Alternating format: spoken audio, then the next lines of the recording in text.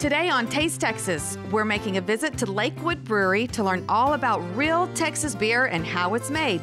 And speaking of beer, Chef Garth is cooking up some beer battered fish tacos. I try to get as much batter on there as possible because the more crunch, the better, right? So pull up a chair and join us at the table.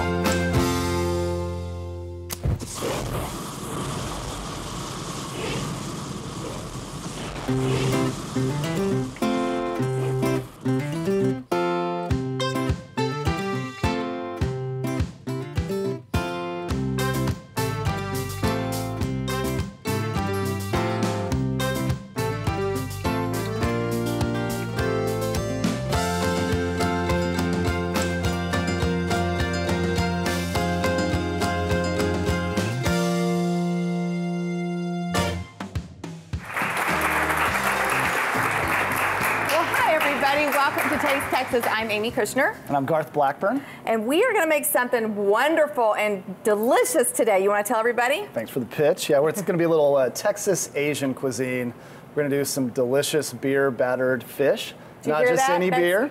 Beer battered fish. That's right. We're going to do a little Asian slaw on top of that. We're going to serve this in a taco. And then we're going to do a little something different for a little less carb, a little more health. We're going to do a fried quote rice. We're actually going to use cauliflower instead. We're going to rice the cauliflower. So now that's same sort of technique. Yeah. Well, let's get started. And delicious. All right. In fact, so we're going to start with the cauliflower. We've got some Texas cauliflower from Fredericksburg, and they say everything's bigger in Texas. Tell me if y'all have ever seen a head of cauliflower. And normally, like, stuff like this is like a prop, you know, and it's not edible, it's plastic. This is fresh grown cauliflower from Fredericksburg, Texas. So it's almost bigger than your head. Just kidding. Oh, well, for that, you can go ahead and grate all of it. Okay. So, no, you grate it while it's whole. Hold on. No, I got to do a little piece at a time. No. It's like that a messes ball. it up. You hold it from here. All right. And then start grating it. I'm going to put bacon in the oven because everybody loves bacon. I haven't made it in a couple of episodes, and a lot of folks gave me a hard time about it. Missing that bacon. Right. So this is Texas pecan wood smoked thick cut bacon. So I'm going to put it in the oven at 375 degrees for about 16 minutes. That'll vary slightly depending on which bacon you're using and what crispness you prefer. That's going to go into our fried cauliflower rice. I'm going to be here a while. You are. That's about a quarter of one serving. You had to buy the largest one in the shelf. Well, while Amy's working on that, I could probably get 4 or 5 things finished. We're going to start with some Asian pear. This is also called an apple pear. I like it because it's real juicy, adds some sweetness. This is going to go into our Asian slaw. How's that going there? Oh my goodness. It's entertainment value just from that. I'm gonna send this through on a mandolin. As you all know, I like to use mandolins, but I also like to buy extra Asian pears or extra produce, whatever it is that you would normally use on the mandolin, so you're not getting anywhere close to your fingers. Right.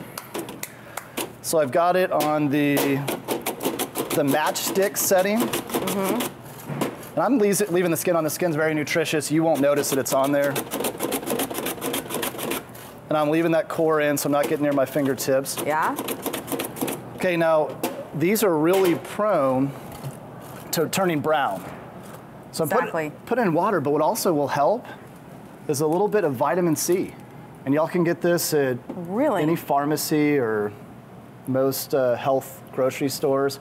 I'll put in about 1/4 teaspoon. Does that work on apples too? Works on apples, pears, all sorts of produce. What you want is some level of acidity. That'll stop the browning, but this actually is going to add nutrition to your pears. You're going to actually get a little bit more vitamin C. Now, what I will say is make sure that you read the directions on it because a little bit goes a long ways. You don't want to overdose on Asian pear and your vitamin C. Yeah. Okay. Wow. Oh, wow, we got a long way to go. Is that enough? No. Maybe for you, some green cabbage. Okay.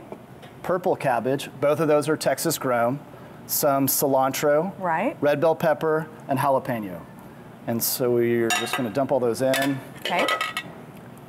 And I tell you what, since you're good with the grater. Great color. Yes. Why don't you do what I always do with ginger and grate that for me? Okay. And I know that you guys are all regulars and watch the show all the time. We don't peel the ginger, we just wash the outside, shred it, and then that's probably good. Okay. Amy's gonna take those shreds. Mm-hmm. Is that enough? Uh-huh. Okay. Put them in her hand, she's just gonna squeeze them. So that's our ginger juice. A little bit of toasted sesame oil. Okay. Some Yum. lime juice. A little bit of rice vinegar. Mm-hmm. And the last thing, if you are going gluten-free, which this whole meal pretty much is, yeah. until we get to the fried fish, we'll talk about an alternative for that. This is tamari, so instead of soy sauce, this is what I typically substitute. Let this sit for at least 15 minutes and even overnight. Those are all hearty vegetables, they're not gonna fall apart. So while those are marinating and you're gonna be grating some more cauliflower. I got a lot of work ahead of me. We'll go ahead and take a little break. Cauliflower, we're gonna take a break. We'll be right back.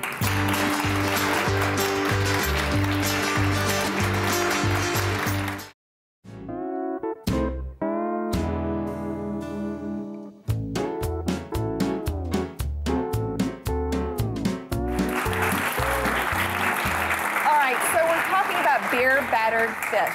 And we recently visited a wonderful local brewery out in Garland, Texas called Lakewood Brewery. Brewing company? That's right, brewing company. Very fascinating business and great product. Take a look. So I was born in Belgium. So beer's always been sort of around. You know, it's a huge part of the culture there. Huge part of the visits when we went and visited Grandma and went back over the summers and stuff. Brewing was my hobby, so I was a home brewer, really liked it, really got into sort of the science and the art and the combination of those two things, which is really what beer is all about, being creative and being very scientific at the same time. We're family owned, and we consider our employees family too. We're a very, very small crew, there's only 20 of us, and we put out a lot of beer considering our size. So this is spent grain. What do you do with this? This goes to cows. And they eat it. Also makes awesome cookies. Does it really? Yeah, spent grain cookies. It's a small. So this is... What do you mean it's on here? Get that off my face. Oh, here. So our hops are these delicate little cones that have this wonderful essential oil called lupulin.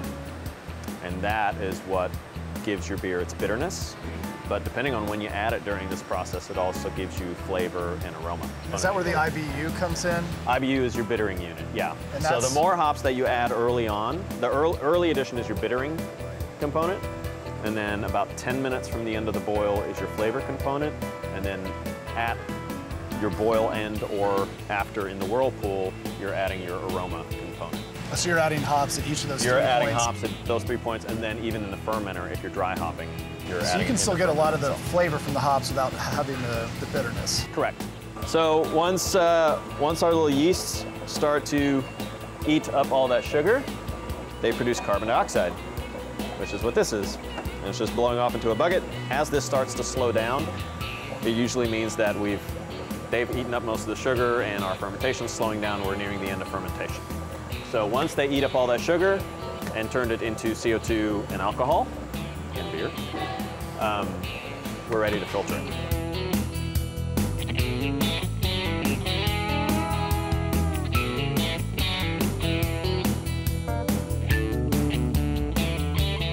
All right, let's go fire up some beer battered fish. Garth loves his beer.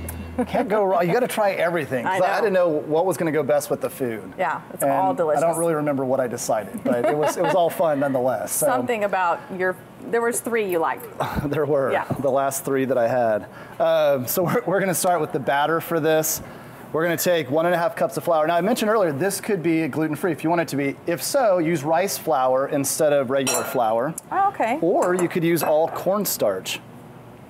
Okay, and this is cornstarch. Cornstarch will help to make sure that it stays nice and crunchy. Right. If you'll start stirring that for me, hit it with a little bit of salt, that cracked pepper from Savory Spice Shop, as I mentioned in Houston last week. You guys can order it online as well. This is the 7 spice blend, Japanese spice blend. And this is sweet smoked paprika. All right, so that's gonna be our base. Okay. We got that there. Now if you'll pour in 1.5 beers. Why does it have to be 1.5? Why can't it? Never mind. I got it. That's your half beer. Got to take one for the team. Now, Hold that. Hold that. should I? Okay, now. That's your beer. Yes, my beer. Here's a little tip. If you guys have trouble with the bowl spinning when you're stirring, then what you'll do, maybe it's you've had too much beer. I was waiting for that. Just take a wet towel. Right. I wanted to so bad. Put it in a little circle there, put your bowl in the middle, and now it's not going to spin. Is that clever or what? There you go. Okay, once this is mixed, we want to let it rest for at least 5 minutes, ideally 10 or 15 minutes. And that's going to allow the flour to kind of thicken up, allow the bubbles to subside a little bit, and then kind of allow all the flavors to come together. So get all that goodness married up. All that goodness married up. Okay. The fish, we can go ahead and get that one ready. We'll hit it with a little bit of salt. What kind of fish is this? Okay, unfortunately, I was not able to get Gulf of Mexico fresh flounder, which is what I typically use. Flounder is a great substitute for like cod, which is what most people use for fish. Yeah. I had to go with cod, unfortunately, because when you're going for something that's fresh, it's either fresh in there or it's not. So that's kind of what we went for. That sounds good to me. What you'll do real quick, just before we let that rest up, is that you'll toss that in cornstarch because we want to get it dry before we get it wet. So go ahead and toss it in there. Now, if you've never done this before, tossing food in cornstarch has the same feeling as running your nails down a chalkboard. There's like a scratchiness to it. How's that go again? I don't know, how's that feel? Anyhow, so while she's doing some scratch on the chalkboard, we're letting that batter rest. We'll take a little break. We'll take a break. Be right back.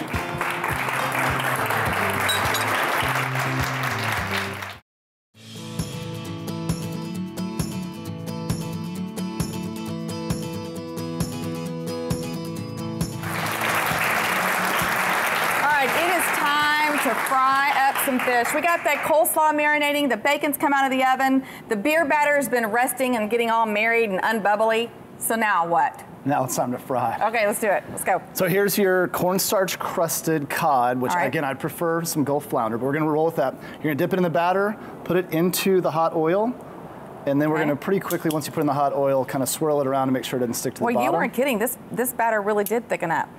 It did. The flour, right? And then just drop it in? Just drop it in. Yep, you got it. So I'll just move it around and make sure it didn't touch the bottom. For about the first 10 seconds, make sure it's not on the bottom. That'll make sure that you get a sear from the hot oil. Yeah, and if it floats the top, that's great. You get a sear from the hot oil, it's not gonna stick to the bottom. Get it off, get it off. It's floating. There you go, you got it. Thanks for the encouragement. That's a great. It is, yeah. Normally you have like a fry basket to toss it around. Right, but I don't have that at home. Me too, neither. Okay, here we go.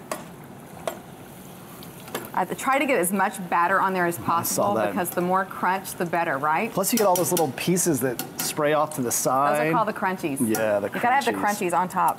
All right, so we're preheating this pan. We're gonna get ready to make our fried rice, which is actually cauliflower. A little bit of grapeseed oil. You toss those onions, carrots, and garlic in there. Of course. All right. Give that a little toss. I know you've become quite the kitchen pro. Oh, really? Hold on. Brace yourself. And back up. That was good. Nothing fell out. Okay, good job. It was a little wimpy, wasn't it? All right. And all that hard work cauliflower that I shaved. You shredded up. Yes. Okay, so we're just going to toss this. The cauliflower, the onions were cut very small, so they're going to cook pretty quick. The cauliflower, I don't want to cook for too long. It's just going to get a little bit of caramelization, and then we're going to finish it with a variety of different sauces to kind of doctor it up. Great. Why don't you turn that fish over right now? This is important. We don't want this to burn. And we want to make sure it gets cooked through. Yes. So you want to have your oil about 340 degrees, 350 for a big chunk of fish like that. Might get too cooked on the outside before it cooks through in the center. Okay. All right. Like a professional, Garth.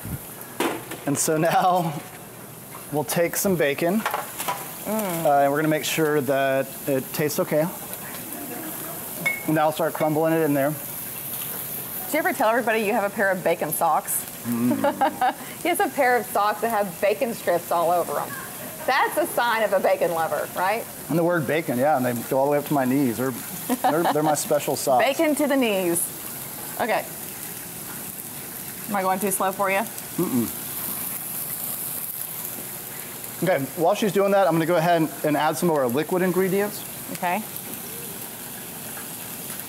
Toasted sesame oil. Uh-huh. Now, that was oil, so you're not gonna get a lot of sizzle from it. Now the steaming, once that starts, we're gonna turn down the heat some, because I don't wanna overcook the cauliflower. You're gonna hear it as soon as I add this tamari. And the crowd goes. Y'all are really good. A little bit of Worcestershire sauce. I need more bacon. It helps to feed them a little bit of wine, right? I know, see? Rice vinegar. This is some Texas hot sauce called Suckle Busters. Called what? Suckle Busters. Can you get that on the normal shelf? Actually, you can. I've seen it at a couple of different grocery stores in the DFW area here. So Sesame seeds? Toasted sesame seeds, black sesame seeds, and now I'm turning down the heat. This is talking to us over here. I'm gonna turn it over again. All right, so I'm gonna turn down the heat now. It's down to low. We'll let it sit there for a second. Those flavors will kind of gel together. And Ooh, that smells really good. That smells Should good. I save the last piece for you, or do you want it in here? I'll put it in there. That'll make it even more bacony. All right. Here's the quick, easy sauce. This is a Mexican crema, Yes. which you could use sour cream instead. This is Texas-based also. A little bit of Duke's mayo, equal parts. Wow, that's one way to get it out. Just dump And it. this is called Sambal Olik. It's a little bit more peppery version of sriracha, which so many people have heard about. Yeah.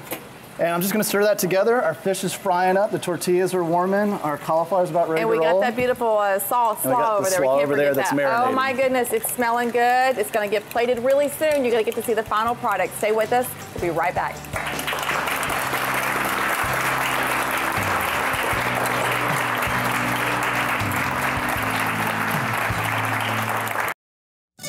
All right, here we are in the Southern Wolf Prep Kitchen, where today I'm gonna try and work in as many different Texas farms and ingredients as we possibly can on our grilled chicken caprese on some charred asparagus. So let's get rolling. Okay, my marinade, quick marinade, is gonna be some garlic cloves that are peeled. Just smash those. We've got some Meyer lemons, which are in season right now. And then I want a little bit of heat. So what I'm gonna do for that is Greer Farms does these delicious chipotle peppers and adobo sauce. I'm just gonna take the adobo sauce and put that in. Okay, and now I'll take my chicken, drop it in. Make sure that each piece that goes in is getting coated in that lemon juice mixture. I can go ahead and put my salt in. I wouldn't want to do this if I'm gonna let it sit for more than 30 minutes. And some Texas olive ranch olive oil. Mix that in. I'm gonna set it to the side. It can start coming to room temperature for us to grill. Now, I've got some delicious asparagus. I'm gonna use that Texas olive ranch olive oil again. Again, a little bit of salt, some freshly cracked black pepper, and some espresso powder. All right, now we're gonna get to grilling. I'm gonna take the pretty side of the chicken breast, the top part, that's gonna go down first, because that's my presentation side.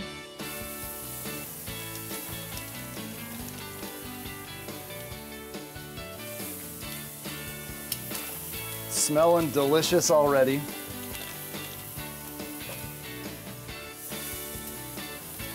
We're gonna get some pretty grill marks on the chicken. Then we're gonna remove it to this sheet tray, top it with these delicious ingredients, and finish it off in the oven for about 5 minutes. Okay, now I'm gonna char up these asparagus on the grill. Again, they're coated with a little bit of espresso. You're not even gonna taste that, but it's gonna provide an extra level of deliciousness. All right, that espresso is starting to liquefy on the asparagus. We've got a delicious char. I'm gonna pull these off, put them onto our platter, grab our chicken, garnish it, and we'll have a great 5-minute meal. All right, so we just pulled our chicken out of the oven for about 5 minutes at 400 degrees.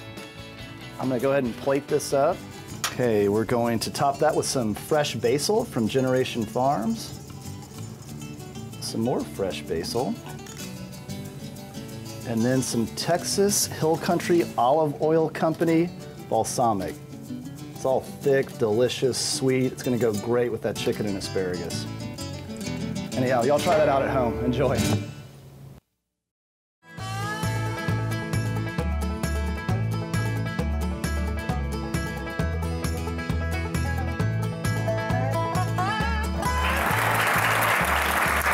Okay, this beer battered fish is done, and we're ready to plate this thing up. Garth, what's next? Got some corn tortillas. These are actually out of Houston. So you went to Houston and brought them to get Dallas? some corn tortillas. Can we get those in Dallas? I'm a cooker, not a baker. This requires a recipe, and I don't make those. So, okay. So why don't you go ahead and put a little strip of fish on there. 1 piece per tortilla. And I'm taking some of that. Look how that Asian pear hadn't changed color at all. That cornstarch totally worked. Which was vitamin C for the rest of y'all. Yeah, that was what it was. How much wine has she had? All right. All right, so we'll top that, each one of those with a little bit of our slaw, which again had some of that toasted sesame oil, rice vinegar, tamari, or soy sauce. Yum. And how long did that, was what, a good 30 minutes? All that sit together? It did. I mean, that was just how long it took for the rest of us, or for the rest of the meal to come together. Yeah. You could certainly leave it for 5 or 10 minutes. Okay. And this is our unfried or uncauliflower fried rice. I love that idea that you can actually have rice and not eat rice. When you put enough bacon with it, it's gonna be delicious. Doesn't matter, right? So garnish that with a little cilantro. Actually goes great with Asian dishes as well. Yeah.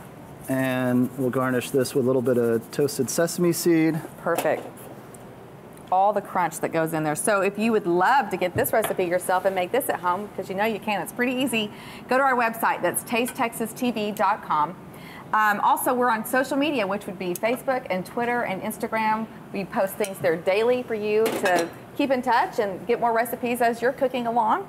So shall we taste? Yes? We shall, yeah. No? I think you're going to taste that, and I'll just have a taste of the cauliflower. You already know it's good, right? I'll let you know. I do. I wasn't about to do that. Hey. I'm good. It's a messy job. Someone's got to do it, right? That's the girl version of Guy Fieri. I mean, in a great way. I mean, as a compliment. Y'all go check out the recipe and join us next week as well on Taste Texas TV. Bye, y'all.